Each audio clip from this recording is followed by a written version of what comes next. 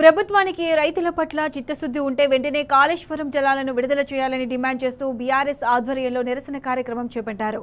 సూర్యాపేట జిల్లా తుంగతుర్తి మండలంలో ఫ్లెక్సీలతో విచిత్ర వేషధారణ ధరించి బీఆర్ఎస్ కార్యకర్తలు నిరసన తెలిపారు. ఇది కాలం తెచ్చిన కరువు కాదు, కాంగ్రెస్ తెచ్చిన కరువు అని మండిపడ్డారు. రైతుల పట్ల ప్రభుత్వం నిర్లక్ష్యంగా వ్యవహరిస్తోందని దుయ్యబట్టారు. వర్షాలు కురవక కాళేశ్వరం జలాలు రాక పంట పొలాలు ఎండిపోతున్నాయని ఆవేదన వ్యక్తం చేశారు. ప్రభుత్వం వెంటనే కన్నెపల్లి పంపు ఆన్ చేసి సాగునీరు విడుదల చేయాలని బీఆర్ఎస్ నాయకులు డిమాండ్ చేశారు.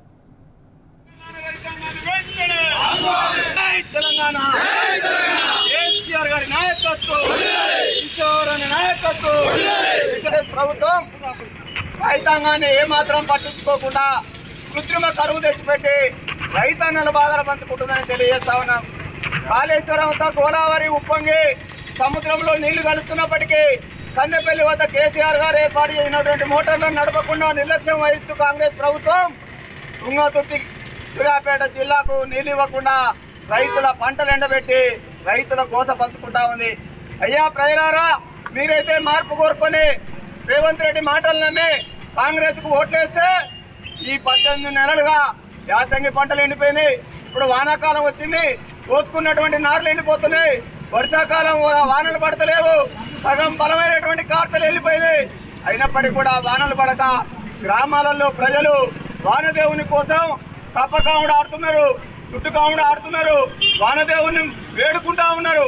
అయినా ఈ ప్రభుత్వంలో ఉన్నటువంటి ముఖ్యమంత్రి రేవంత్ రెడ్డి గారికి కానీ, ఈ జిల్లాలో ఉన్నటువంటి నీటి వనరుల మంత్రి ఉత్తమ్ కుమార్ రెడ్డి గారు కానీ ఈ తుంగతుర్తి ప్రాంతానికి, ఈ సూర్యాపేట ప్రాంతానికి కన్నెపల్లి మోటార్లను ఆన్ చేసి నీళ్లు తెచ్చి రైతాంగాన్ని ఆదుకుందామనే సోయి కూడా లేకుండా ఈ కాంగ్రెస్ ప్రభుత్వంలో ఉన్నటువంటి పెద్దలు ఉన్నారు. ఈ స్థానికంగా ఉన్నటువంటి ఎమ్మెల్యే గారు, నేను రైతులు ప్రతి సంవత్సరం 25 ఎకరాలు వ్యవసాయం చేస్తా అని చెప్తాడు.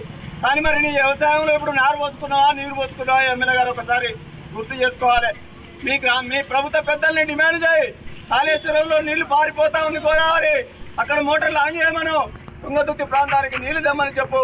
50,000 మేటితో గెలిచినని గొప్పలు చెప్పుకోవడం కాదు.